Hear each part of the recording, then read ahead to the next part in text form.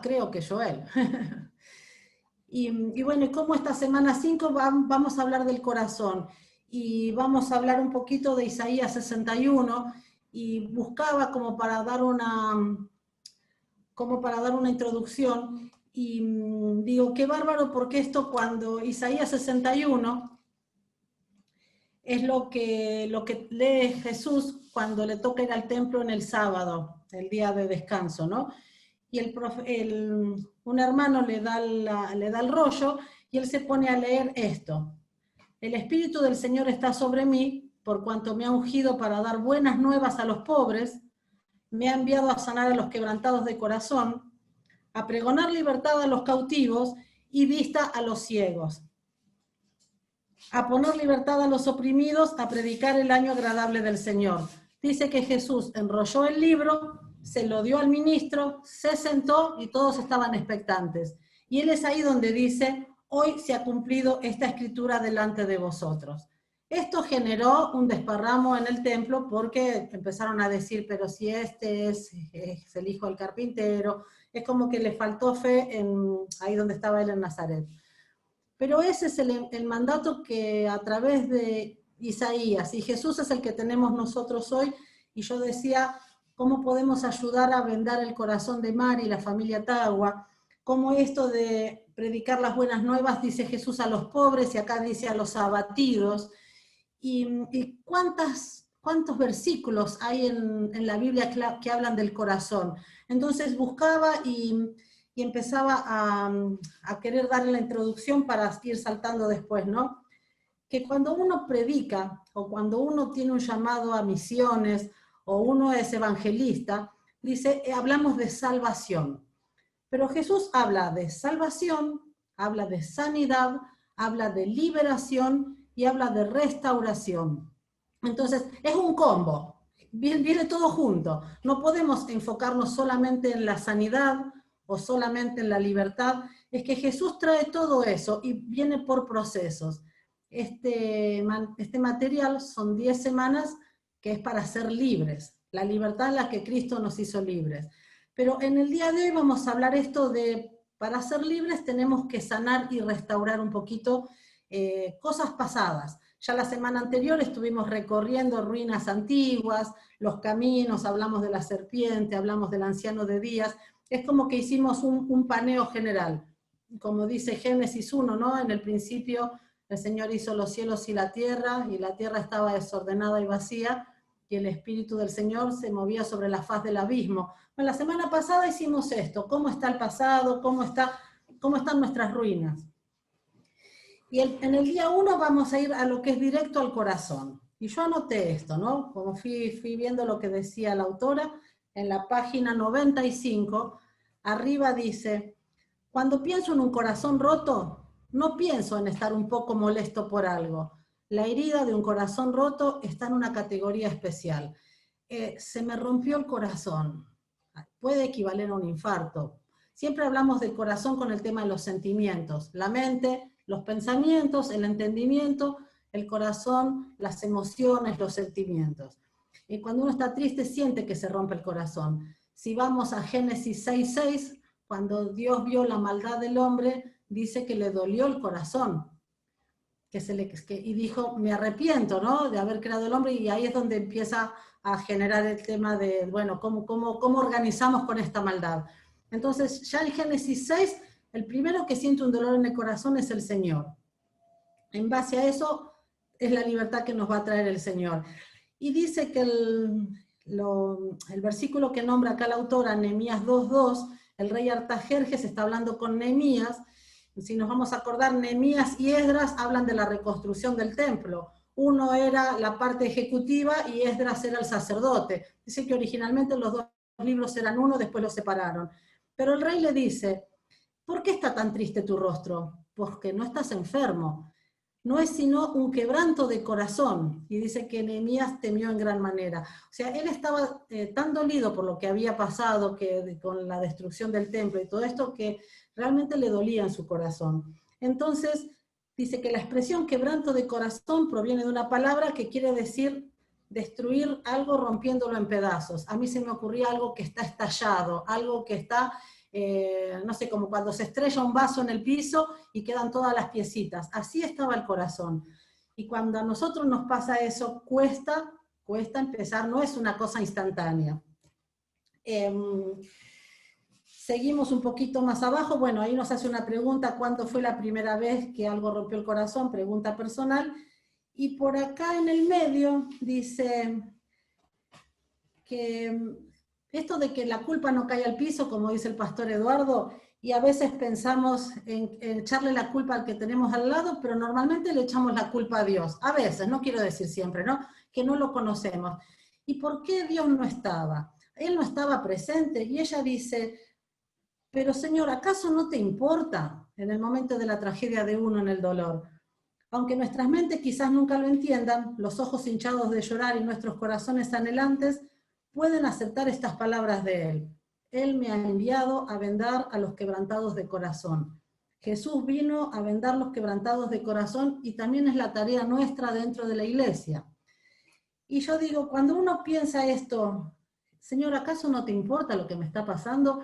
Y me llevaba a Marcos 4, que es donde Jesús calma la tormenta. Jesús está durmiendo en el barco, esto lo conocemos todos, y él le dice, maestro, ¿no te importa que perecemos como esto? Señor, ¿acaso no te importa lo que me está pasando? Y Jesús se despierta, le dice que cobren ánimo, calma la tormenta, aquieta las olas, y lo primero que le dicen es, ¿cómo no tenés fe? Y yo digo, cuando somos niños, el Señor no puede decirte cómo no tenés fe. Pero cuando somos grandes, sí. Detrás de todo esto hay algo más. Si vos dejás que yo te venda el corazón, si aceptás el tiempo que va a llevar sanar todo esto, un corazón estallado. Y si uno conoce más o menos la palabra, dice que del corazón se encarga el Señor. Eso lo podemos ver en, ya les digo dónde, que lo marqué acá, Ezequiel 36, 26, es una promesa que dice, os daré un corazón nuevo, Ezequiel 36, 26. Y pondré espíritu nuevo dentro de vosotros, y quitaré de vuestra carne el corazón de piedra, y os daré un corazón de carne. La promesa del Señor es que Él nos va a renovar el corazón, nos va a ayudar a restaurarlo. Pero nosotros tenemos que restaurar nuestro entendimiento. Romanos 12:2 dice, transformados por medio de la renovación del entendimiento. Porque nosotros no podemos acceder a que el Señor nos arregle el corazón como por arte de magia si primero no lo razonamos y no lo entendemos, que es un proceso. Mi proceso o mi trabajo es cuidar la mente, cuidar los pensamientos, entender por fe, y el Señor se encarga del corazón. La página, vamos a la página que sigue, la 96, porque después acá abajo es tarea, bueno, es tarea de buscar versículos, ¿no? Y yo puse, vendar es prioridad para el Señor. Empieza la página diciendo en Isaías 61:1, una de las mayores prioridades es vendar a los quebrantados del corazón. Quebrantado puede ser, yo anoté, una herida, quebranto, algo que está roto. Esto de vendar es cuidar para que no siga sangrando, para empezar a unirlo, que no haya infección. El cuerpo tiene esta característica que se regenera solo. Sabemos que cuando los niños se lastiman, se curan rápido. A medida que vamos siendo grandes, tarda más tiempo por el cuerpo, ¿no? Pero esto de vendar, ponemos una venda, lo atendemos, lo limpiamos, le ponemos, no sé, lo lavamos, le ponemos algún desinfectante. Es un tiempo de limpiar, de cuidar. ¿Qué pasa con la herida que no se toca? Se infecta, puede tener pus, se puede hinchar, se puede llegar a tener una infección que haya que cortar el brazo. Entonces, lo primero, cuando hay una herida, no es dejar pasar el tiempo. El tiempo va a dejar una cicatriz preciosa si nosotros atendemos la herida. Cortamos la hemorragia, limpiamos, atendemos. El tiempo no cura. Si nosotros no lo cuidamos y decimos, bueno, ya con el tiempo va a pasar, peor, se va a transformar en una raíz de amargura. Pero si nosotros cuidamos, dejamos que el Señor traiga restauración, que traiga sanidad, nos va a dejar una cicatriz que más adelante va a ser testimonio para otros. Y me gusta a mí cuando obviamente hacen de qué significan las palabras, ¿no? Y dice que Isaías 61:1, el versículo 1 dice, me ha enviado. Se cortó la señal, a ver, estoy hablando, estamos bien. Bueno, estábamos en esto de las heridas y de la cicatriz que va a servir de testimonio. Y de repente la autora nos va llevando a esto del Salmo 127, que habla que los hijos son herencia de Jehová. Nosotros somos hijos de Dios también.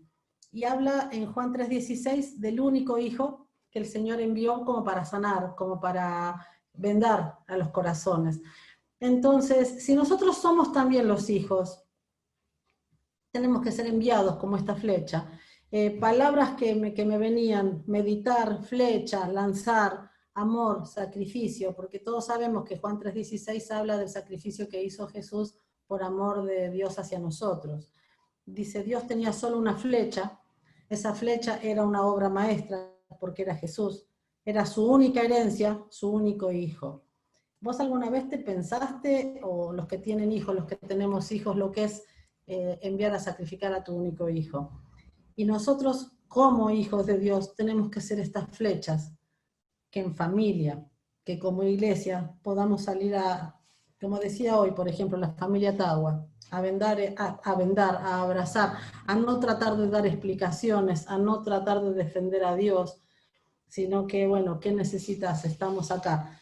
Cuando uno es cristiano, inevitablemente tiene que hablar del tema de la muerte, porque la muerte es un paso a la eternidad. No se pone contento, obviamente, pero sí con la esperanza de que en algún momento nos vamos a encontrar. Marqué especialmente en la página 96 que dice, el amor extendió sacrificialmente una mano y tomó una flecha solitaria. Esa aljaba, el lugar donde van las flechas, quedaba vacía. Su flecha preciada caería en manos de hombres llenos de odio.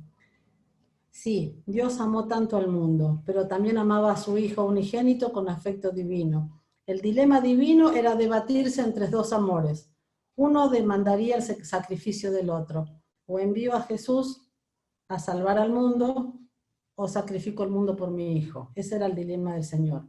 Solo un arma podía vencer al enemigo del alma, la flecha de Dios. Él colocó la flecha, extendió el arco, lo afinó y apuntó directo al corazón.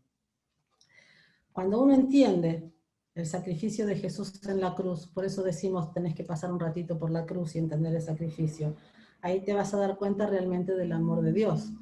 Porque si nos ponemos en el lugar de un padre, yo no sé si lo haría. Sinceramente yo no sé si lo haría. Por alguien o por un mundo que por ahí está lleno de odio y no lo va a valorar. Y tantas veces nosotros no valoramos la obra del Señor, ¿no? Paso a la página 97, y como para ir un poquito rápido, acá habla bien del corazón explotado, romper en pedazos arriba, arruinado, aplastar, estrellar, rasgar, arrancar a pedazos como una bestia salvaje. Ese corazón que muchas veces nosotros nos hemos sentido así y no entendemos el por qué, siempre hay un propósito. Dice, se cortó, no. Esta última parte de la definición no significa que un corazón quebrantado es únicamente resultado de que algo violento le ocurra. Como usted y yo sabemos, un corazón quebrantado muchas veces puede ser el resultado de palabras más que de acciones. Y con las chicas que venimos hablando de los mandamientos y hablábamos esto de matar, que cuando uno habla de los mandamientos dice, bueno, pero yo no mato a nadie. Y en la palabra dice que en la lengua, en Proverbios 18:21, dice que en la lengua hay poder de vida y de muerte, ¿sí? Entonces muchas veces usamos la lengua como arma. Yo diría que nosotras usamos más la lengua como arma que tomar un arma de verdad, ni una espada, ni un revólver, ni nada por el estilo. Muchas veces matamos con la lengua, muchas veces lo que se dice de nosotros o nos dijeron en un momento de enojo o por lo que sea, es lo que nos rompe el corazón. Y cuesta levantar eso, cuesta perdonar, cuesta pedir perdón, cuesta sanar. Y las palabras, como dicen, no se las lleva el viento. Como el tiempo no cura las heridas, las palabras no se las lleva el viento. Las palabras quedan grabadas. Y nos regodeamos con la palabra y empezamos a decir, ¿y por qué? Y si yo le hubiera dicho, y si en ese momento, y es todo un manejo que terminamos enroscados y realmente lastimados. Entonces, si Si uno se maneja, a ver, con la luz, con lo que nos pone el Señor, con esto de cuidar las palabras, que somos bendecidos para bendecir, bendecir significa decir bien, y de poner luz y sanar inmediatamente o aclarar los malos entendidos. Ayer hablaba con unas chicas que decía, yo prefiero poner audios a escribir en los WhatsApp, porque uno lo lee de acuerdo al humor que tiene, no de acuerdo al humor que lo escribió. Como yo digo, yo me hago responsable de lo que escribo, no de lo que usted interpreta. Entonces, el famoso ok. El famoso ok dice, me puso solo ok. Para otro dice, bueno, ok. O el bueno, bueno, bueno. Depende cómo lo leas, puede tener un montón de connotaciones. Por eso digo, es mejor poner un audio donde uno entiende el tono de voz del otro. Cuidemos las palabras no se las lleva el viento, vamos a ser responsables ante Dios de toda palabra ociosa que salga de nuestra boca también, y más si son palabras de muerte, ¿no? Sigue un poquito más abajo y dice esto, y es terrible y es una realidad dentro de la iglesia. El corazón puede permanecer roto durante años, aún por el resto de nuestras vidas, pero la ocasión en que se rompe es un momento específico en el tiempo. Hay un momento, una situación, como cuando te gradúas de la escuela. Te graduaste un día y quedaste con el título para toda la vida. Un día se te rompe el corazón, pero va a depender de vos si ese corazón te va a acompañar roto toda la vida. Podés dejarlo sangrando y ir perdiendo sangre de por vida, o podés curarlo, vendarlo, sanarlo y tener una cicatriz preciosa que va a ser testimonio. La tarea nuestra es sanar, obviamente. Página 98. A veces el corazón roto no es por un daño, traición o abuso, sino por crecimiento familiar. Mudanzas, llamados, hijos que crecen y se van, como en mi caso, misioneros, plantación de iglesias, obra, trabajo, pero esto igual produce dolor. Hasta ahora veníamos hablando de un corazón roto por palabras de muerte, por problemas o por algo feo, pero a veces se nos rompe el corazón por crecimiento familiar. Los chicos crecen y se van, y es natural, digamos, es la ley de la vida, pero los que quedan en la casa pueden llegar a sufrir del nido vacío. A veces el hecho de mudarse, o por un trabajo que tienen que irse, o desarraigarse del lugar. Nosotros sabemos bien cuando nos fuimos de acá de Buenos Aires a Mendoza, o lo que nos pasaba en las misiones. Uno convive un montón de tiempo en la base de Jucum y de repente hay que mandar los misioneros a abrir una iglesia en Asia, y sabes que por mucho tiempo no lo vas a ver. Estás en la obra del Señor, te estás llevando bien, somos familia, pero el corte y la despedida duele.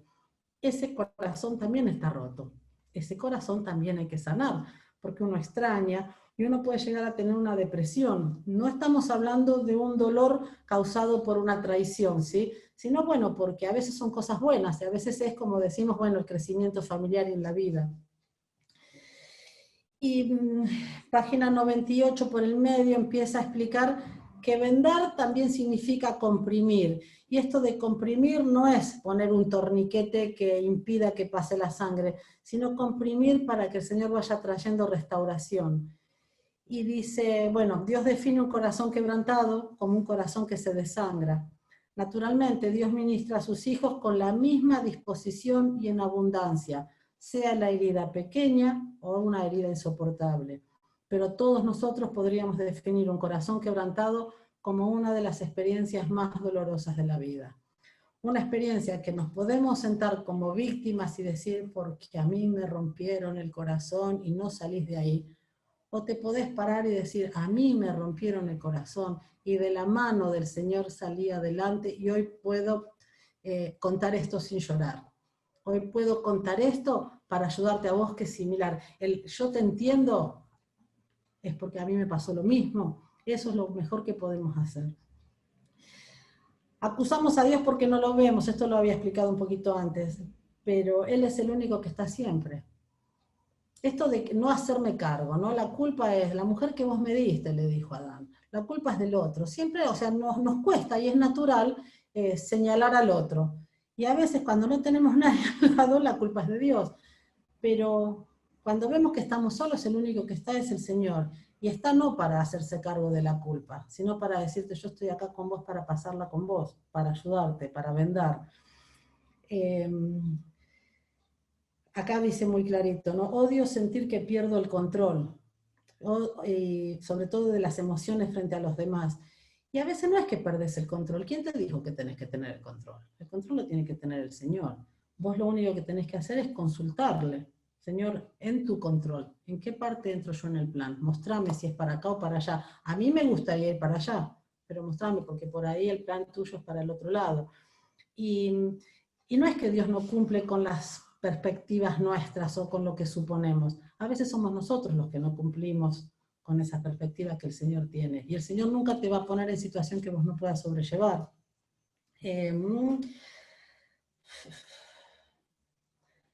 Terminando la página 98, dice, recuerde, las fortalezas que nosotros mismos construimos para proteger nuestro corazón no solo evitan que salga amor, también impide que entre amor. Eso es algo que lo escuchamos muchas veces. Me han traicionado tantas veces que me encerré. Pero te encerrás y no solo evita que entres, sino que evita que salgas. Y es lo que quiere el enemigo. Individualizarte, hacer una cosa egoísta tuya. Total, yo estoy acá, nadie me molesta, nadie me lastima, no lastimo a nadie, pero te estás perdiendo de un montón de cosas. Yo creo que la vida tiene que ver con cicatrices, tiene que ver con alegría, tiene que ver con arrugas en la cara, arrugas de llanto, arrugas de sonreír, tiene que ver con esto de golpearse por caminar. Nosotros sabemos con los nenes chiquititos cuando empiezan a caminar se van a caer.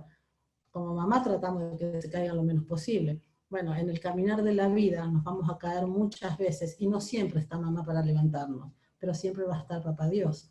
Entonces, esto de bajemos estas corazas, no somos tortugas que vivimos dentro de un caparazón, tenemos esto de vivir en comunidad, y lo que yo no puedo hacer, va a haber algún hermano, va a haber alguna persona que me va a ayudar a pasar esta situación. Esto de tener el corazón, también la palabra dice que engañoso es el corazón más que todas las cosas, ¿no? Entonces, porque en el corazón están los sentimientos y las emociones, y muchas veces nos dejamos guiar, yo sentí que, mi corazón dice que, en vez de razonar, y uno tendría que decir, no, lo que corresponde, lo razono y decido, pero a veces decimos, deja tu corazón, el famoso seguí tu corazón, vos seguí tu corazón y fíjate dónde te vas a estrellar. Ay, dejá, como si te hace feliz, seguí, vas a ver que terminas solito, feliz, pero solito. Entonces, en la mente es en el pensamiento donde uno toma las decisiones. ¿Basado en qué? En la palabra. ¿No sabes cómo? Lee la palabra, pregúntale al Señor, y Él te va a guiar en la mente a que con el corazón termines decidiendo alineado al corazón de Él. Vamos al día 2 y sí, vamos un poquito rápido. Corazones rotos en la infancia. Habla de abuso, traición y pérdida. El tesoro de hoy dice, en aquel tiempo los discípulos vinieron a Jesús diciendo, ¿quién es el mayor en el reino de los cielos? Y llamando Jesús a un niño, lo puso en medio de ellos, como ejemplo.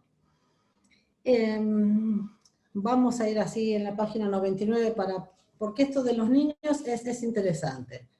Dice, Dios no nos mira con impaciencia. Podemos tener la edad que tengo yo, 55 años, y para Dios yo sigo siendo un niño, porque no me mira con impaciencia. Hay cosas que todavía voy aprendiendo a caminar, otras que ya superé, obvio, y otras que sigo aprendiendo de la mano de Él. Y Él no nos mira con impaciencia como diciendo, tenés que terminar este año en 12 meses y dar un examen. Él renueva sus misericordias, ¿no? Y si tenemos una mente tan celestial que perdemos el contacto con las dificultades terrenales, en algún momento nos hemos pasado por alto una importante prioridad de Cristo. O sea, podemos hablar de cosas celestiales y movernos a 15 centímetros del piso, pero estamos tocando la tierra. Dice que somos ciudadanos celestiales que venimos a impactar acá en el mundo. Entonces, esto que decía antes, de golpearnos, de caminar, de tocar la gente, si no nos encerramos en la iglesia, todos los hermanos, armamos una secta y no nos juntamos con el mundo, vamos a estar bárbaros. Eso es lo que creemos. Pero el Señor nos mandó a meternos con el mundo, a impactar, no a hacer las cosas que hace el mundo, sino a hacer las cosas que Él nos mandó. ¿Y cómo se hacen estas cosas? Y el Señor dijo, hay que ser como niños. Preguntar como preguntan los niños. Los niños preguntan todo el tiempo por qué. Hay una edad que es la edad de los por qué. Nosotros podemos preguntar. El Señor va a decidir si te responde o no. pero preguntar, ser curioso, investigar. Los niños saben que no se las saben todas, porque nosotros sí pensamos que sabemos todo. Entonces, ser como niños significa humillarse como niños. Dicen que Jesús atraía a los niños y los discípulos impedía que se acerquen a él. Y él dijo, no, dejen que los niños se acerquen a mí. Cuando vos tenés un nene chiquito y a la persona que no conoce no se va a acercar. Jesús tenía algo que atraía a los niños. Los niños querían estar con él. Y él dijo, hay que ser así. Si vos tuvieras esa confianza de acercarte a Jesús como hacen los niños, las cosas serían totalmente diferentes. Pensamos que tenemos que tener no sé, una santidad, de estar impecables, ¿no? Y el Señor te dice, así como estás, vení. Toma tu cruz cada día y seguime. Toma tus cosas, la cruz de cada uno es lo que uno elige. Es el vicio, es el pecado, es lo que no puedo superar. Vení con eso, te dice Jesús. Porque yo no vine para los limpios y para los sanos, yo vine para los enfermos, ¿no? Bueno, esto que me gustó acá. Basándonos en la afirmación de Cristo en el versículo 6, porque hay que leer Mateo 18 del 1 al 11, que lo iba a leer, pero si me pongo a leer ya estamos medio cortina. ¿Cómo cree usted que una persona puede hacer que otra peque? Ajá. Esto es cuando dice que cuidado los que hacen tropezar a los pequeños. Y cómo puedo hacer, sobre todo los pequeños en niños y sobre todo los que recién empiezan en el Evangelio. Incitándola, no decirle la verdad, no disipularla, porque nosotros llegamos a la iglesia y pensamos que la gente nueva ya tiene que tener todas las pautas de todas las cosas, pero la palabra dice que el Señor nos mandó a las naciones y a discipular, a ser discípulos, y discipular significa enseñarles, explicar, compartir la palabra juntos, qué te dice a vos, qué me dice a mí. Entonces, no discipular a alguien también es incitarlo a que peque, porque obviamente no conoce la palabra. En el plan soberano, Dios permite algunas cosas.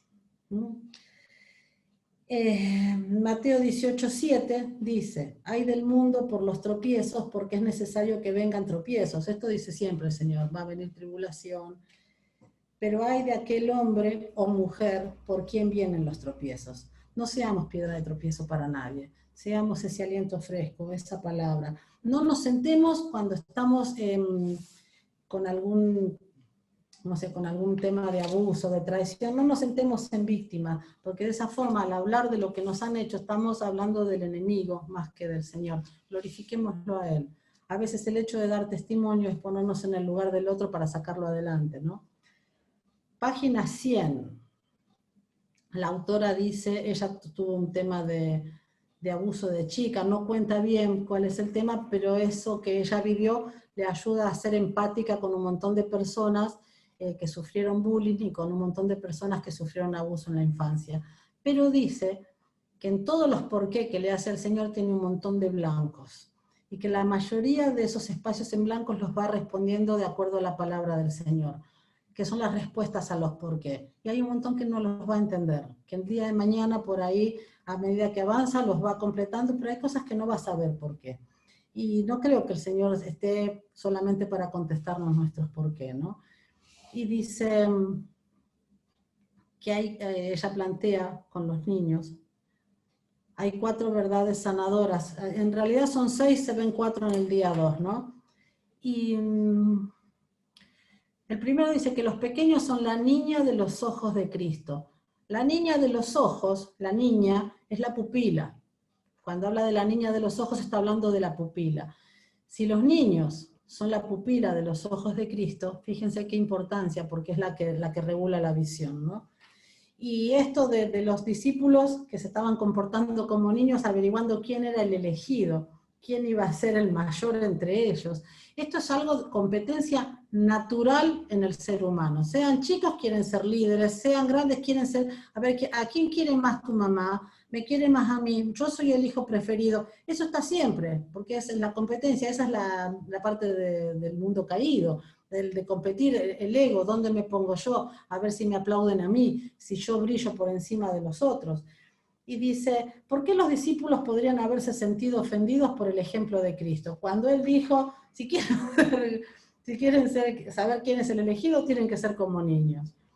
Y bueno, porque ellos pensaban que los niños, y en esa época los niños eran descartados. Sabemos que si el papá no quería, en la época de, como decíamos antes, en la época de los romanos, la mujer tenía un bebé, se lo presentaba al marido, y si el marido primero veía que era una nena, le bajaba el dedo y la mamá tenía que deshacerse de ese niño. Si no le gustaba, bajaba el dedo, o si tenía muchos. ¿Y qué es lo que hacían? Los descartaban. Y los primeros cristianos iban levantando a estos niños, porque aprendieron de Jesús. Entonces, era como que los niños eran descartables, porque había muchos niños. Un matrimonio tenía niños todos los años.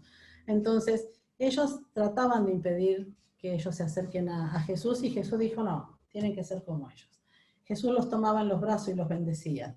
No solo Cristo amaba a los niños, sino que ellos lo amaban a Él. ¿Cuántos niños estarían dispuestos, dice la escritora, a dejar los juegos y pararse frente a 13 hombres para ser usados como ejemplo? No creo que muchos, ¿no? A menos que confiaran en quien los llamaba y ellos sabían el corazón de Jesús. Vamos a la página 101.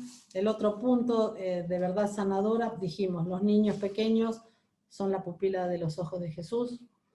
2, los niños gozan de la compañía especial de Cristo. Sabemos, y hasta el mundo en general, aunque no conozca a Cristo, dice que los niños tienen ángeles de la guarda.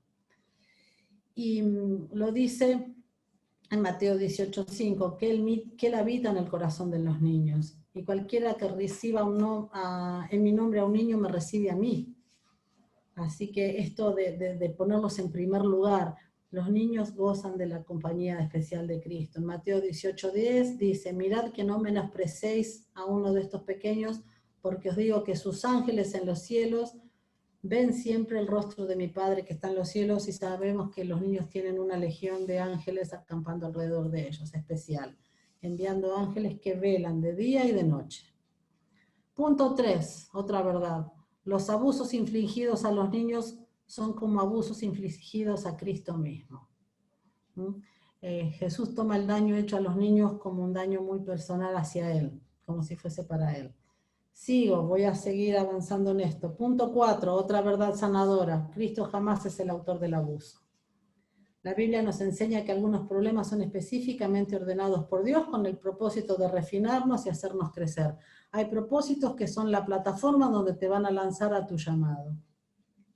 El abuso infantil nunca va a ser una plataforma, ni nunca va a ser una prueba del Señor, jamás. Cuando esté tratando de discernir si es Dios o es Satanás el autor de un problema, una de las mejores claves para tener en cuenta es si hay pecado involucrado o no. Dios nunca tienta a pecar, ni emplea el pecado o la perversión como medio para moldearnos a la imagen de Cristo. El Señor pone pruebas en las que podemos pasar sin pecar. El que pone en la tentación es el otro.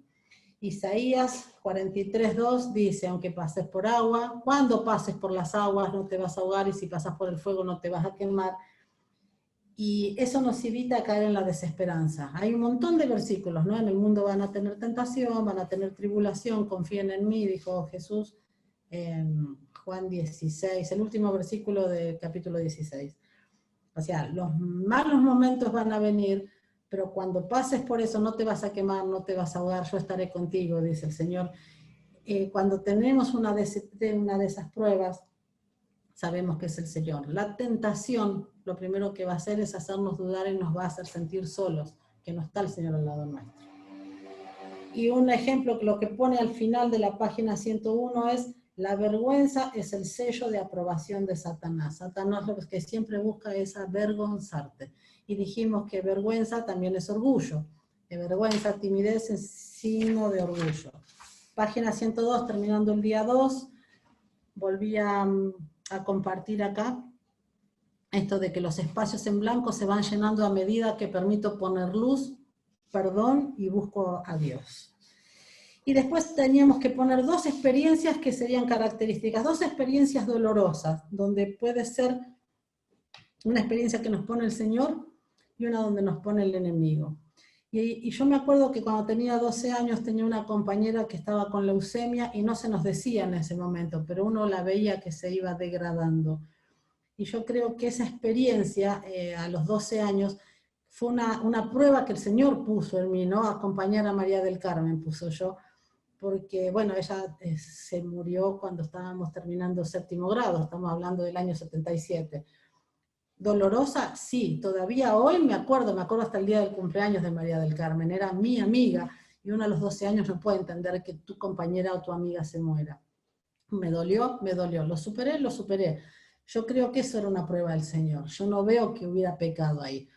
Pero sí una prueba de Satanás, que yo quedé expuesta enfrente del aula, en segundo grado, tenía 7 años, por una mentira, que ya no me acuerdo qué era, pero bueno, una mentira que yo dije y que fue trayendo y que se fue agrandando y qué sé yo, y quedé parada en el medio señalada por los 30, 25 compañeros que tenía. Y ahí sí puedo ver, y me acuerdo de esa situación, de haber mentido y quedar señalada. Y ahí me doy cuenta, porque sentía vergüenza.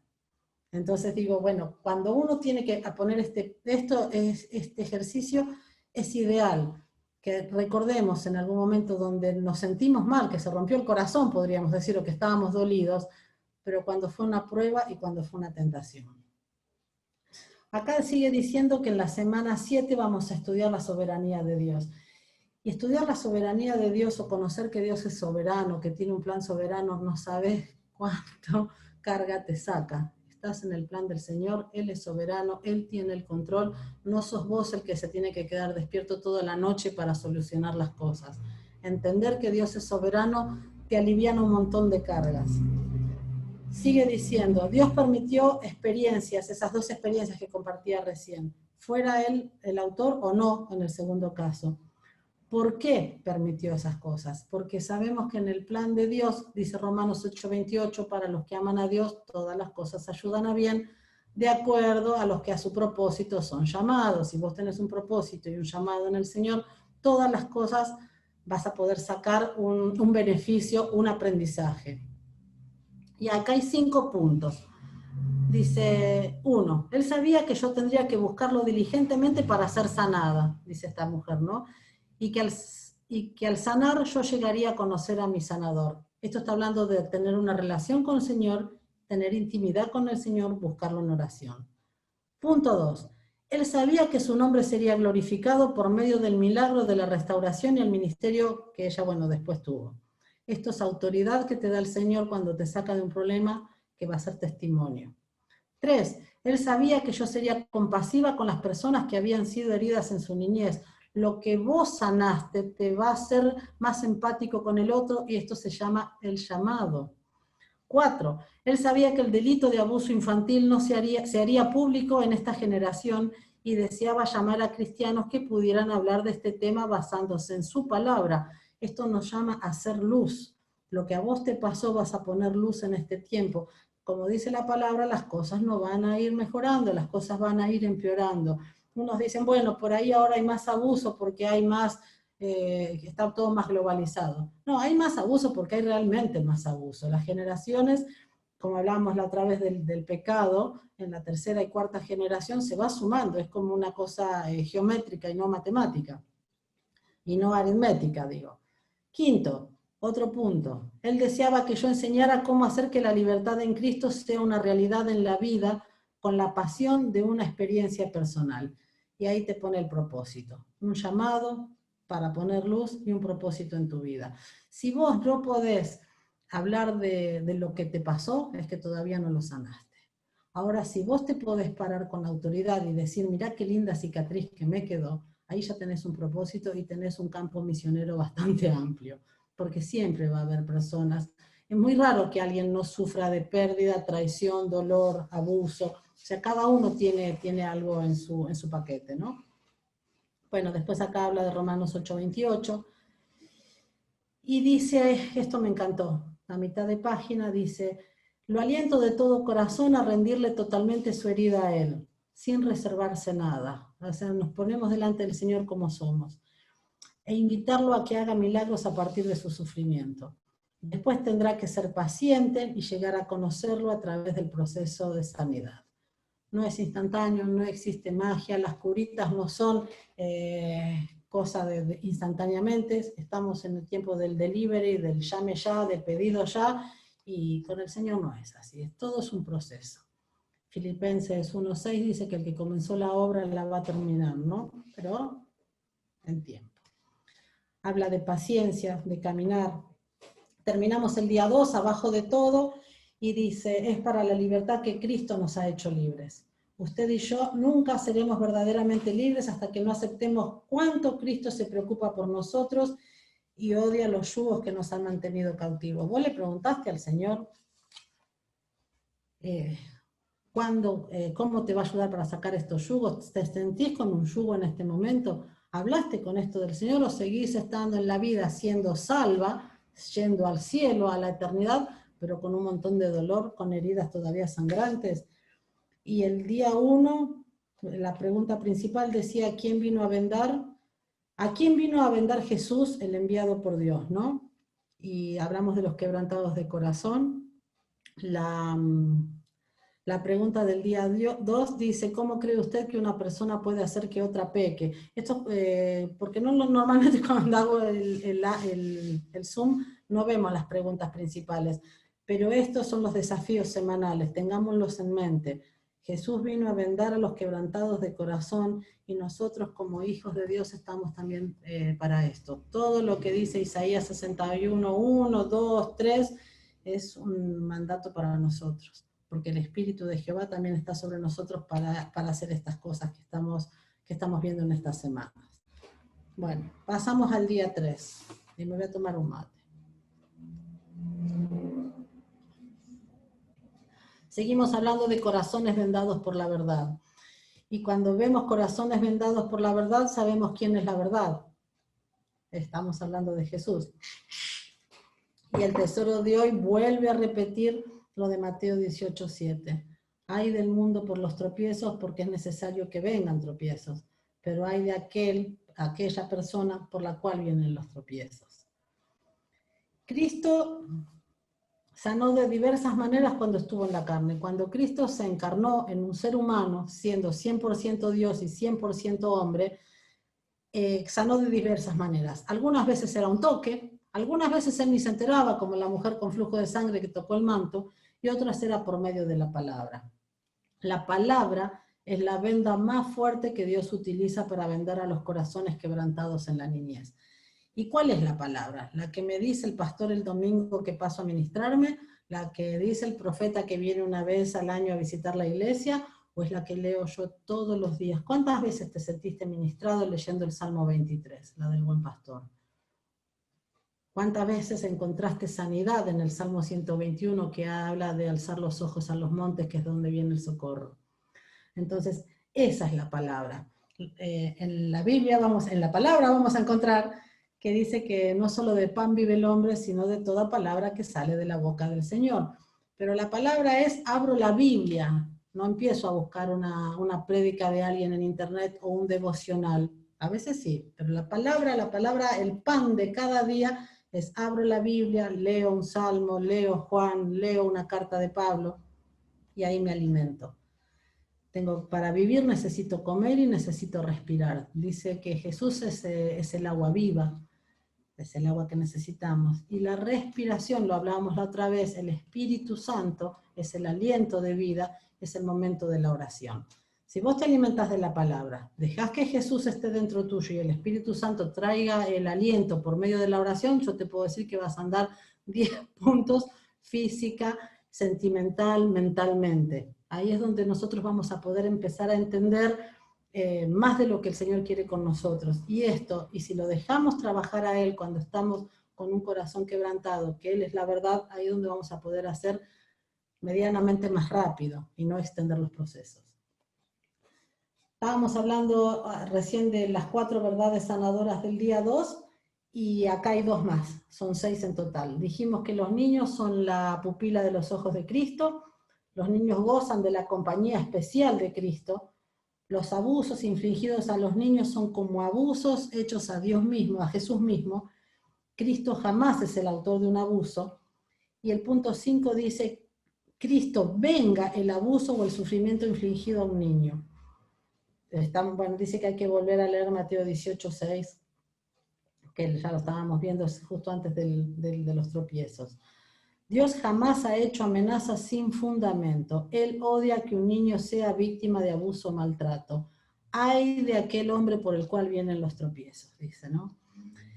Y está hablando de 2 puntos. dice acá en la página 103, abajo del 5, habla específicamente de algo que una persona puede hacer la otra. En este pasaje, esa otra persona es un niño. Algo que alguien puede hacerle específicamente, físicamente. Y también habla de una acción que hace tropezar, que hace pecar a alguno de estos pequeños. Lo más importante para Dios, dice la autora, fue mi disposición a confesar cuánto odiaba yo esos pecados. El hecho de un abuso despierta en que uno está sucio, despierta en que soy pecador, y como soy pecador voy a seguir pecando. Esto es todo un trabajo macabro del enemigo, ¿no? En las mentes de las personas abusadas. Y ella dice, mi disposición a confesar cuánto odiaba yo esos pecados y cuánto deseaba ser libre del poder que el abuso tenía sobre mis decisiones.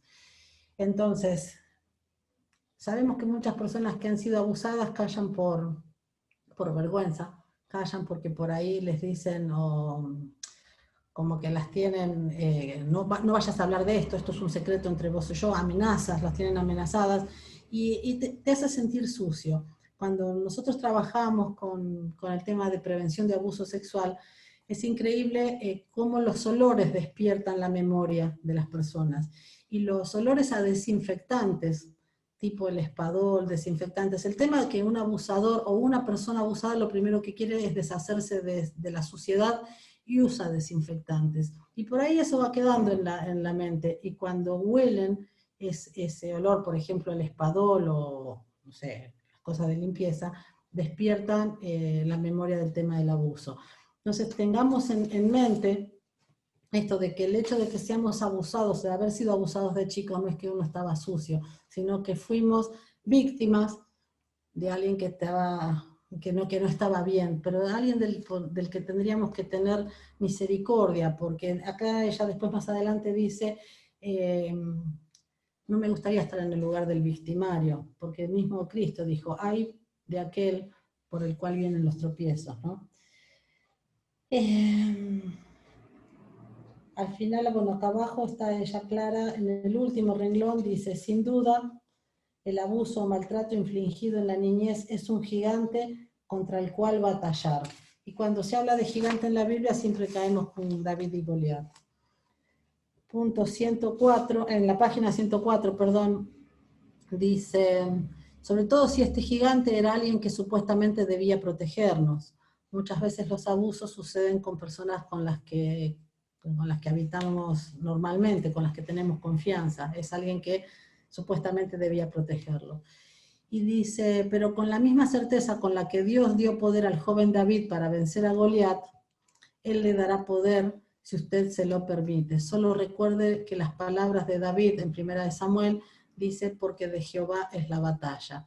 Esto también se aplica a la víctima que conoce al Señor. O sea, si nosotros entendemos que de Jehová es la batalla, que nosotros, es una frase común que se dice que las batallas se ganan de rodillas y buscar, y a veces no podemos entender, sobre todo el abuso en el tema de los niños, ¿no? Pero Él es el que pelea la buena batalla. Y en estos tiempos tenemos que clamar mucho más, sobre todo que ponga luz, sobre todo que ponga luz en tanta oscuridad en el mundo. Lo de Lamentaciones, que dice acá, que escribe Jeremías, Lamentaciones 3, 58 y 59, dice que parafraseemos este pasaje en palabras nuestras, que es donde dice que el Señor fue el abogado nuestro, que redimió mi vida. Tú has visto, Jehová, mi agravio y defiende mi causa. El Señor siempre está presente, aún en medio del abuso, aún en medio del dolor, en medio de la pérdida, en medio de la traición. Y sigue diciendo un poquito más abajo, cuanto más me aferraba a ella, al dolor, ¿no? Más la atadura me estrangulaba quitándome la vida. Dios vio todo lo que sucedió y puede representarme y defender mi causa mucho mejor. Y esto nos lleva a Hebreos 10:31, donde dice que de Él es la venganza, que Él va a impartir justicia, que nosotros solo lo que tenemos que hacer es perdonar o pedir perdón, depende de qué lado estemos. Y cuando nosotros entendemos que Dios toma venganza por nuestra causa, puedes estar tranquilo. Y si sabes que Jesús es el abogado que presenta la causa, puedes estar tranquilo que vas a ser vengado, por decirlo. Ahora, si vos querés tomar venganza por tus propios medios, el Señor te dice, ok, encárgate vos, yo me corro. Y yo te diría que solito nada vas a poder hacer. Así que el perdón. Dar perdón, extender perdón, aunque no lo merezca, porque no estamos hablando de merecimiento. El perdón quita el poder del pecado sobre la vida de la víctima. Y la víctima normalmente es la que está más dolida. Extender perdón, pedir perdón, aunque no esté la persona. Siempre hablamos de que no pedir perdón es la peor atadura la que podemos tener.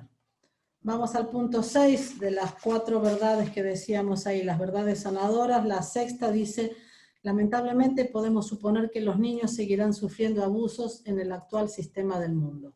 Así es como estamos parados en este 2020. Así estamos parados con mayor cantidad de abuso en medio del aislamiento, donde muchas mujeres y niños los han dejado encerrados en la casa con los abusadores, ¿no? Y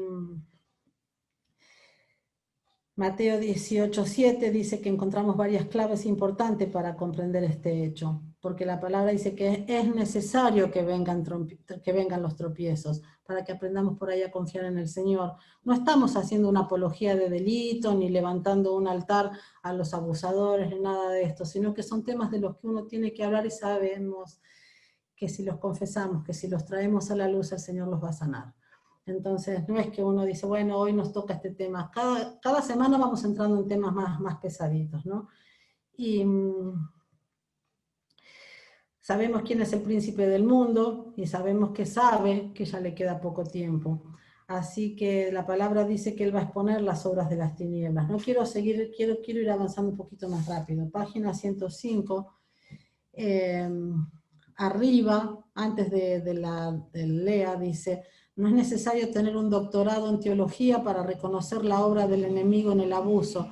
El conductor de este juego de culpas no siente ninguna culpa, donde él puede meter mano, sobre todo cuando uno le da la gloria a Dios, donde puede ensuciar, contaminar, salpica. Nosotros sabemos que cuando algo se contamina, se esparce enseguida como un virus. Lo tenemos muy al día esto. Entonces, él sabe dónde pone un poco de duda, un poquito de suciedad, ahí es donde se va a desparramar. El que conduce, y normalmente él queda corrido y deja que la mentira haga lo suyo.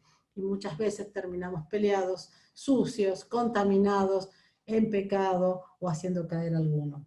Que el Señor nos cuide, que el Señor nos guarde de esto, busquemos cada día su guía.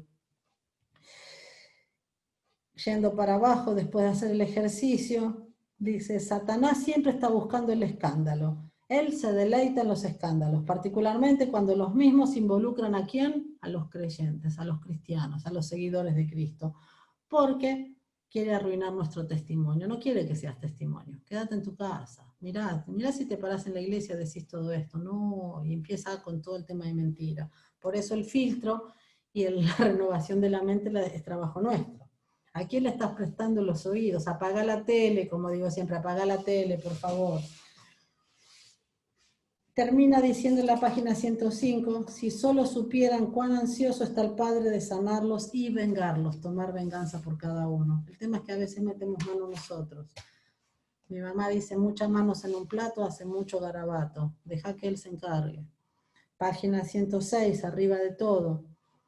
Dado que el enemigo no puede quitarle la salvación a nadie, trata de asegurarse que los que están demasiado impedidos emocionalmente, de que estén demasiado impedidos como para convertirse en testigos efectivos. Sos salvo, pero no das testimonio. Te vas a la eternidad con el Señor, pero vivís en este mundo en angustia y en duda. Dar testimonio es mostrar públicamente la obra de Dios y glorificarlo. Si vos das testimonio, mostrás públicamente, la gente va a poder ver a Dios a través tuyo, va a poder ver los ojos de Jesús. Tratemos de glorificarlo a Él, tratemos de hablar de la obra redentora de Él, no del abusador, ni la víctima, ni regodearnos en lo que pasó, en la traición, arruinar el testimonio, o tratar de que no tengamos ninguno. Es tiempo, dice la autora, de dirigir nuestra indignación hacia el autor del abuso, no hacia la persona, que podamos ver el autor del abuso, el que lo incita, pararnos con autoridad, echarlo fuera y tratar de glorificar al Señor la mayor cantidad de tiempo posible y tratar de descubrir dónde Él está sanando y obviamente dejarlo hacer. Lo que a usted le haya sucedido o lo que a usted haya hecho no lo define, dice acá en el costadito, página 106, lo que a usted lo define es quién es usted en Cristo. Una frase muy común en el mundo es: tenés que estudiar para ser alguien en la vida, tenés que trabajar para ser alguien en la vida, tenés que ser alguien en la vida, y querés que te diga, vos ya sos alguien, porque sos hijo de Dios, y como hijo de Dios heredero de todas sus promesas. Como hijo de Dios tenés autoridad de echar fuera demonios, de sanar enfermos. Como hijo de Dios ya sos no alguien, sos alguien importante en el reino. Sos embajador celestial acá en la tierra. Entonces esta mentira de buscar a ser alguien en la vida, yo ya soy. Es más, las mujeres decimos somos princesas, somos las princesas del Señor. Nos falta la coronita, por decir, pero si vos te manejas en la vida como hijo de Dios, las cosas van a ser totalmente diferentes. No manejarte en la vida, creyéndolo, como digo siempre, ¿no? Y si le empezamos a creer a Dios, Juan 1, versículos 12 y 13 dice: mas a todos los que le recibieron, a los que creen en su nombre, les dio potestad de ser hechos hijos de Dios, los cuales no son engendrados de sangre, ni de voluntad de carne, ni de voluntad de varón, sino de Dios. Sos hijo de Dios por voluntad del Señor cuando lo reconoces a Cristo como Salvador, sanador, restaurador y libertador de tu vida. Día 4. Corazones rotos por la traición. Y la traición tiene mucho que ver con las personas conocidas. ¿Qué pasa cuando no es un enemigo el que ataca, sino tu esposo, tu cónyuge, tu hijo, tu familia, tu mamá, tu amigo, tu compañero? Elegir otro medio que no sea la obra del gran médico para sanar la rotura de corazón es una invitación a la cautividad. Podríamos resumir esta unidad en un lema: venda o atadura. Mira qué simple que lo hace la autora. ¿Querés que pongamos una venda y vendemos el corazón o querés una atadura con el del otro lado? Simple. ¿Qué es lo que pasa cuando no es un enemigo el que nos ataca, sino que la traición siempre va a ser de alguien que nosotros confiamos, en alguien en quien nosotros hemos compartido, en alguien con que creíamos que estaba alineado o estamos en amistad? El tesoro de hoy habla del Salmo 55. El Salmo 55 es esas joyitas que encontramos en la palabra, ¿no? Dice David: porque no me afrentó un enemigo, lo cual habría soportado, ni se alzó contra mí el que me aborrecía, porque me hubiera ocultado de él, sino que está hablando de un amigo, de la iniquidad, después dice él. Sí, y después habla del Salmo 119, 92, que dice: si tu ley no hubiese sido mi delicia, ya en mi aflicción hubiera perecido. Aún en medio de la traición, David vuelve a hablar de que se regodeó, que se deleitó en la ley, porque si no se hubiera muerto. Entonces, hoy tenemos que deleitarnos en Cristo en medio de las aflicciones. Lo que se dice siempre, tener el gozo en medio de la prueba. Saber que estamos en las manos del Señor, sabiendo que vamos a pasar por agua y por fuego, pero vamos a estar con Él. Dos emociones principales abrumaban a David: temor y angustia. El temor es una emoción muy turbadora y seremos sabios si lo confesamos a Dios urgentemente, como lo hizo David. El temor trae angustia, el temor te paraliza, el temor te achica, el temor no deja que entre el amor. Por eso, como decimos, ¿no? La palabra tiene 365 veces no temas, no temas, no temas, yo estoy contigo, no temas, no temas. Es algo que cuando nos agarra ese temor, a veces la duda se convierte en temor, y vas a ver que en cada momento en que tuviste miedo quedas paralizado. No estamos hablando del temor de Dios. El temor de Dios es esa reverencia moral que decimos siempre. No es el terror, ni el horror, ni nada terrorífico. El temor que sentía David era esa emoción turbadora que dice que lo imposibilitaba, que lo paralizaba.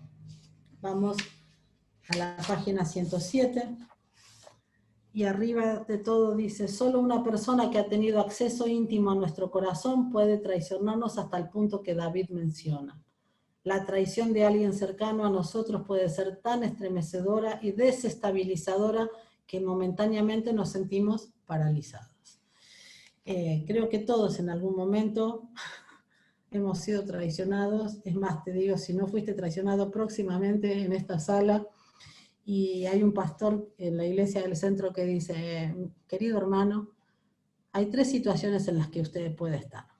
En medio de un problema, saliendo de un problema o entrando en un problema. Cualquiera de estas 3 situaciones se solucionan con oración.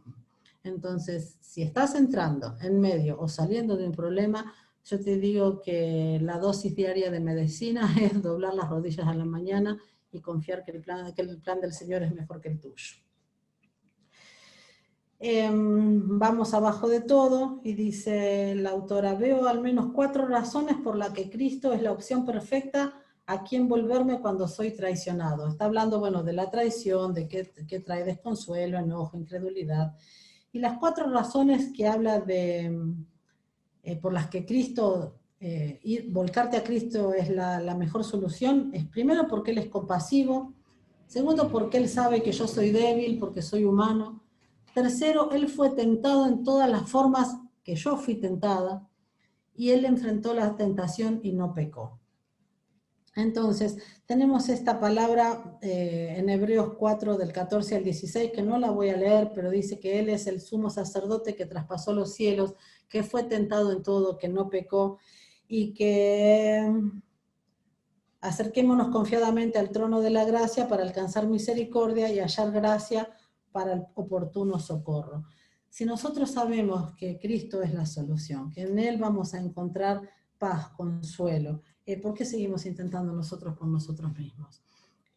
Sea libre, este proceso, este material de 10 semanas nos va a llevar cada vez más profundo. Lo importante es que vos tengas el compromiso de leerlo, de hacerlo, de investigar. No es cumplir por cumplir, sino que cuando te pregunte, porque yo hablo con algunas hermanas que lo están haciendo y me dicen, qué increíble lo que contesto ahora, que hace 1 año o 2 años atrás era otra cosa la que puse. Hoy pondría algo diferente. Pero siempre las razones, las salidas, lo que habla de la palabra va a ser siempre lo mismo. Dice que cielo y tierra pasará, pero la palabra no. Entonces, si volver a Cristo es la opción perfecta, porque tiene estas 4 razones, porque Él es compasivo, Él sabe que yo soy débil, Él fue tentado como soy tentada yo, pero Él no pecó, digamos, Él es el que tiene la solución y la forma, el ABC para que yo pueda salir adelante, ¿no?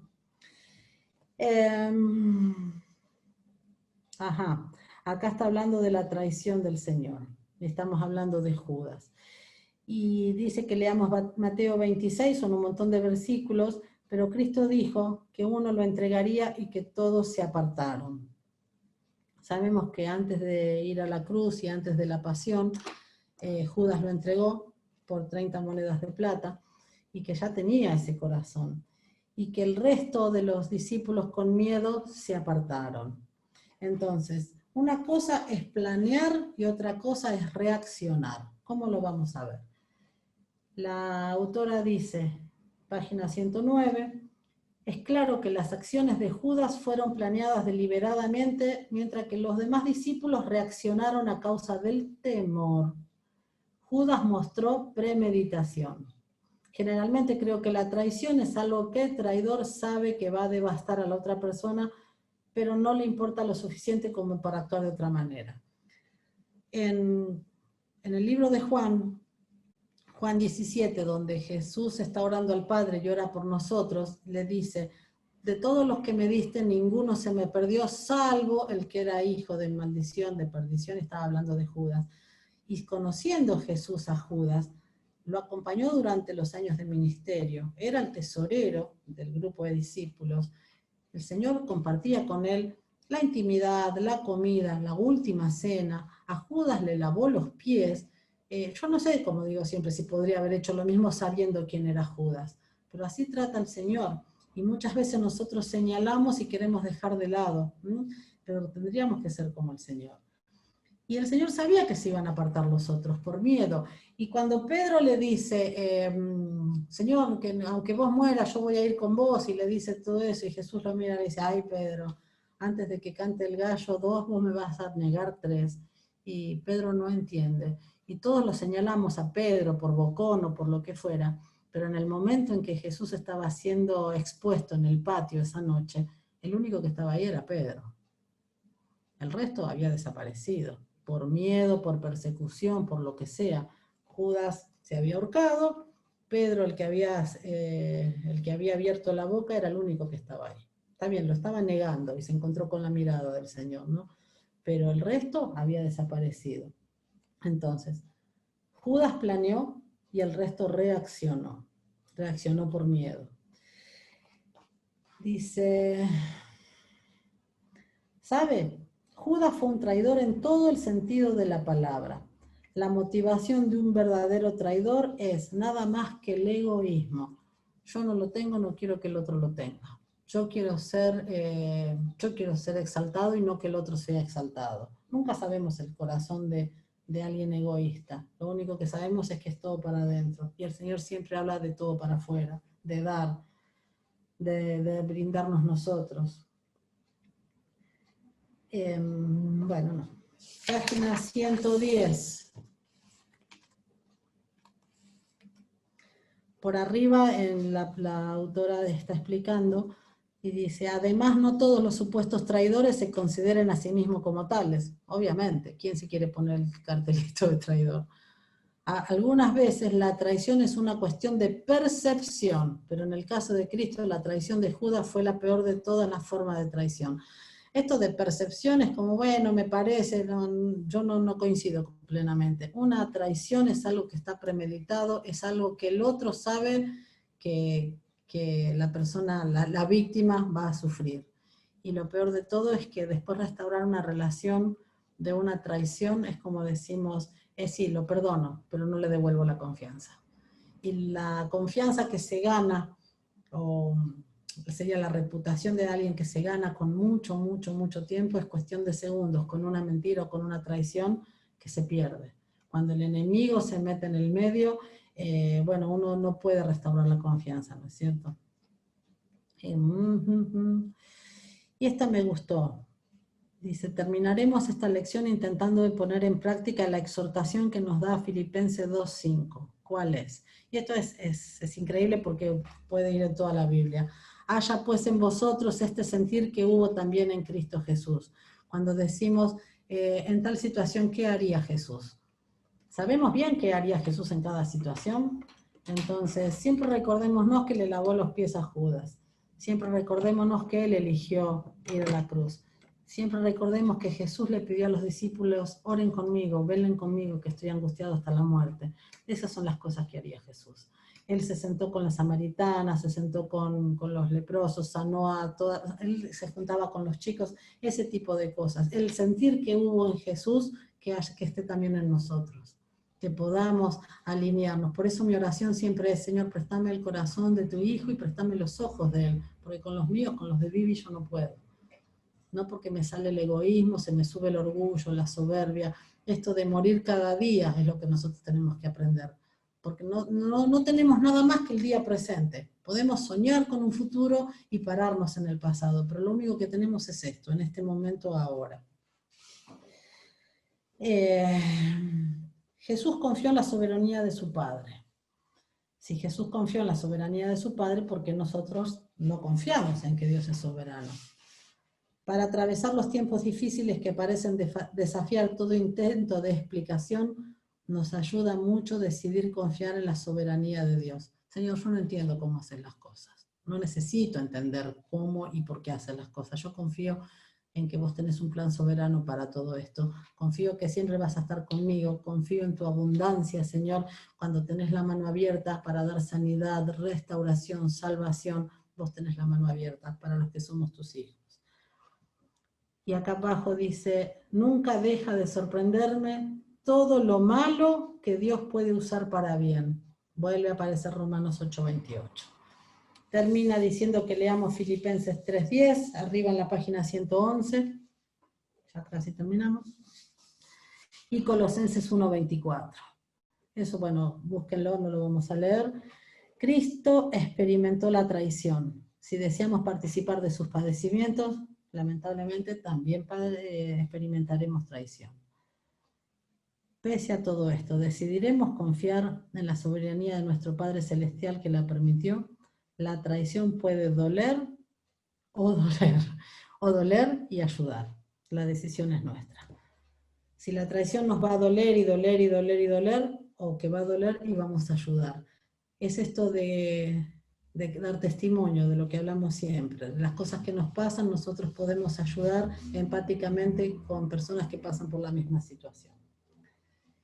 Y el último día habla de las pérdidas, corazones rotos por la pérdida.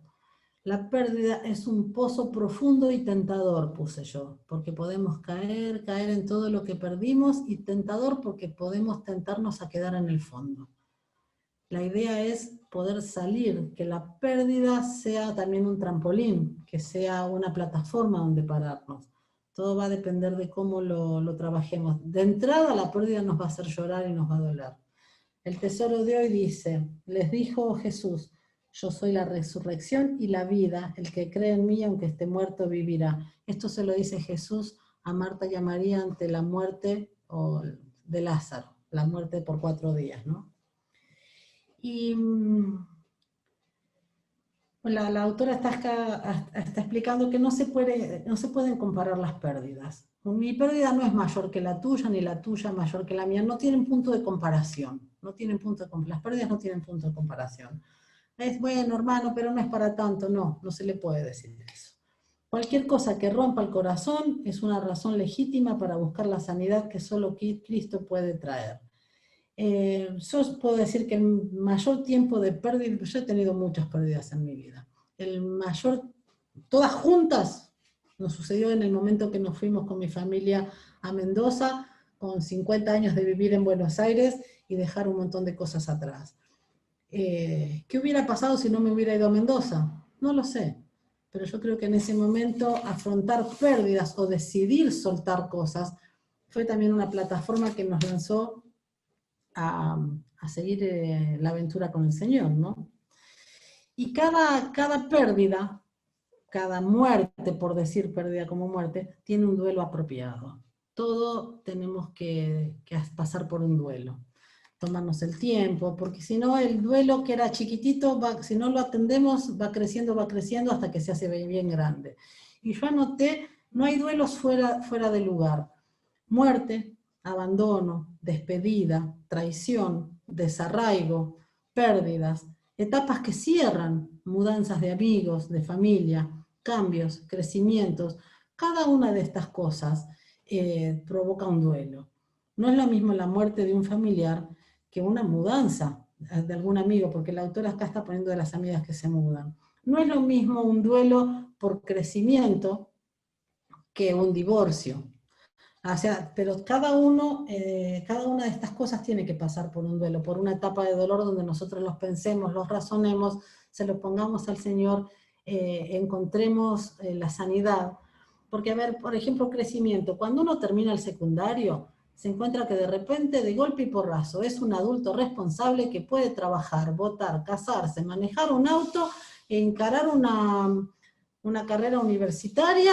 Y hacía 2 meses, cuando estaba en 5º año, era un adolescente feliz que vivía con mi papá y con mi mamá. O sea, ese crecimiento que es de un día para el otro, también necesita un duelo. Cada etapa de la vida también significa un cambio y un duelo. Bueno, página 112. Dice, Dios finalmente me abrió los ojos para que pudiera ver que no era inapropiado que hiciera duelo por esas pérdidas. Ella está hablando de sus pérdidas. Y dice acá muy loco, ¿no? ¿Cuál es la experiencia? ¿Alguna vez experimentó eso? A ver, me siento mal, pero sería ridículo que haga un duelo por esto. Y yo me acuerdo que cuando fue el dejar la casa de mi mamá por 2ª vez, o sea, ustedes saben que yo me casé joven, después me divorcié, volví a vivir a casa de mamá, y tuve que hacer un duelo la 2ª vez que salí de acá. La primera, por ahí, qué sé yo, era más chica, más inconsciente. Pero la 2ª vez me costó, quizás porque veía a mis padres más grandes. quizás porque tenía más experiencia de vida, estaba más golpeada, pero realmente era como, y me voy, y ¿qué pasa? O sea, y yo decía, pero no seas ridículas, fíjate la edad que tenés, los hijos que tenés, y cuando hacía este ejercicio, la primera vez que hice el Sea Libre, era bueno, no era inapropiado, tuve que hacer ese duelo, tuve que hacer ese duelo. Y ella habla de que estos tiempos, ella perdió un hijo, entonces ese también tuvo que hacer un duelo por ese hijo muerto, la partida de las dos amigas que se mudaron, la muerte de su mamá, dejar atrás a su hija más grande cuando empezó la facultad, este tiempo también que yo vine acá a Buenos Aires a encontrarme con Olivia que estaba en casa y de golpe y porrazo empieza y verla independiente, cómo se maneja, las decisiones que toma, que se va a ir de cruzada, es encontrarse con una adulta que ya no es la nena de mamá, ¿no? Eso también es no sé si va a requerir un duelo muy grande, porque somos bastante desapegados, no desarraigados, desapegados. Pero cuesta, porque también me pone a mí en una posición más grande, ¿no? Por acá en el medio dice, la vida implica cambios, los cambios implican pérdidas, las pérdidas implican muertes de una clase o de otra. Y dice, bueno, de lo que habla Pablo en 2 de Corintios 4:11, porque nosotros que vivimos siempre estamos entregados a muerte por causa de Jesús, para que también la vida de Jesús se manifieste en nuestra carne mortal. Tenemos que morir todos los días a algo, tenemos que decidir morir y dejar todos los días algo. Entonces, el Señor se va a manifestar también, para que se manifieste en nuestra carne mortal. Página 113, estamos hablando de Lázaro en todo lo que tenga que ver en Juan 11, ¿sí? De Lázaro y Marta y María, que eran muy amigos.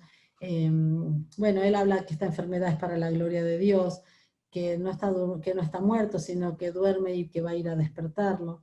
Él dice, Jesús, que esto es para que crean sus discípulos, y después en el versículo 40, para ver la gloria de Dios. Entonces, él usa, y creo que mucha gente usa el testimonio de Lázaro, y como digo yo, Lázaro volvió de la muerte, pero en algún momento Lázaro se murió, porque si no estaría acá con nosotros. Pero ¿hasta dónde llega el poder del Señor? Él específicamente dejó que pasen 4 días. Esperó que se mueran también los deseos de las hermanas, de que venga el Señor y lo sane. Primero le avisan que estaba enfermo. Nosotros a veces hacemos lo mismo con el Señor.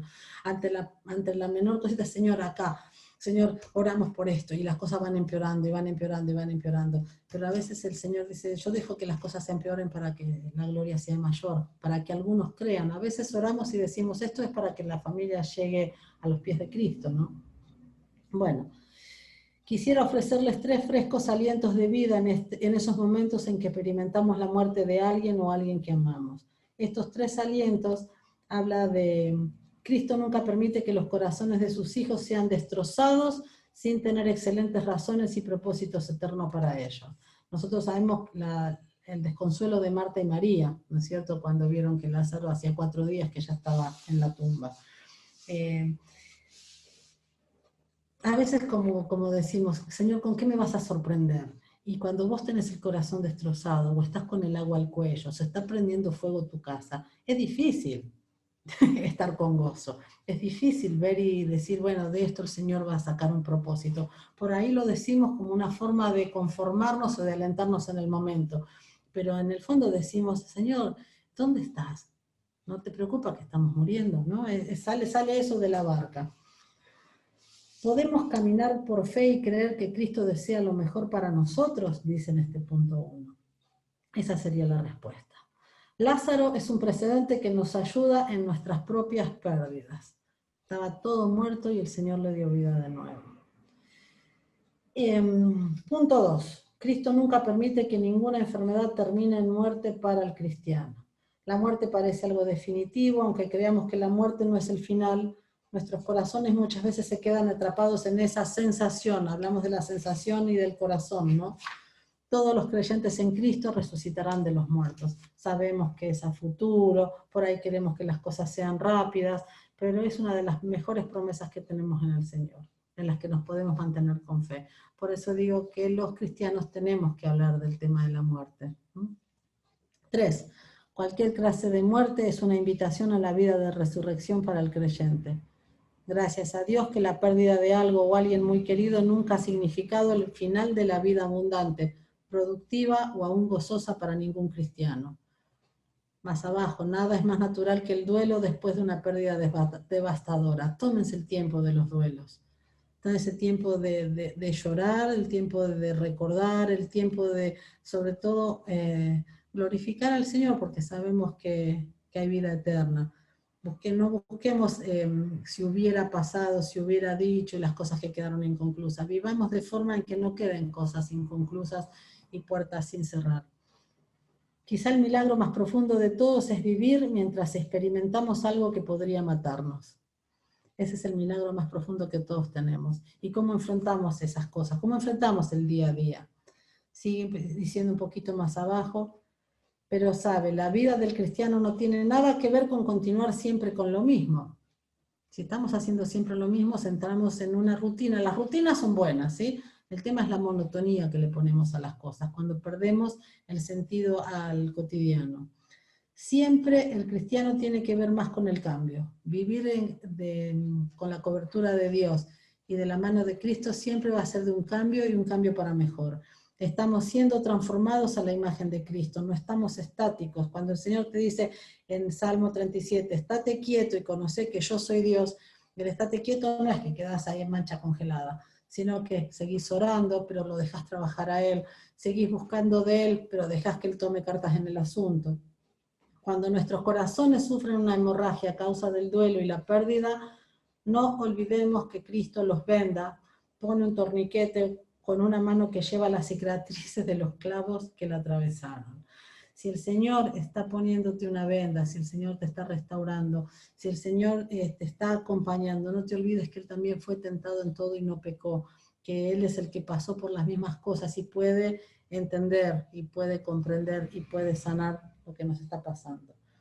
Y después dice, al cerrar nuestra lección de hoy, casi puedo escuchar a Cristo pronunciando un nombre, es el tuyo, dice. ¿Acaso está usted entre los muertos vivos? Los muertos vivos me suena a zombie.